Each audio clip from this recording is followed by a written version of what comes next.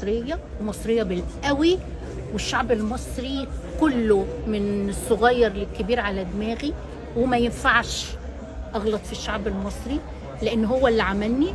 وأصغر طفل في الشعب المصري جزمته فوق دماغي. اللي وصل لكم عن بدرية غلط، دي حملة مقصودة.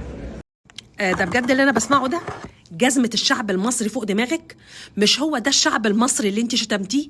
مش هو ده اللي انت قلتي له ان احنا اسيادكم؟ دلوقتي جايه تتمسكني وتقولي ان الشعب المصري جزمته فوق دماغك؟ عرفت ان الله حق لما قعدتي في البيت من غير شغل ولقيت ان الشعب مش قابلك طلعت تاني تتمسكني. بس عامة كويس قوي انك تتعلمي من غلطك وتعرفي ان الشعب المصري لما بيحب ينزل حد الارض هينزله، زي ما طلعوه بينزلوه.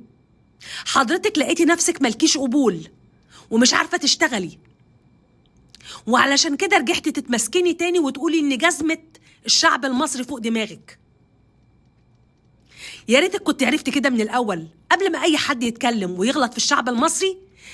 يعرف الشعب المصري يقدر يعمل فيه ايه. وعلى فكرة ده مش كلام، ده حقيقي. احنا اللي بنطلع بعد ربنا، يعني احنا اللي بنطلع. الشعب المصري لو حب يطلع نجم عربي في السماء بيطلعه، ولو حب ينزله بينزله.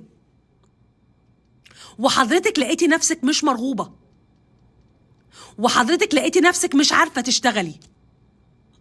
وبلاش كل واحد يرجع يقول يشتم الناس، والناس لما تشتمه او ترد عليه في الكومنتات يقولك دي حملة، دي لجنة. لا، هو الشعب المصري هو اللي عمل كده.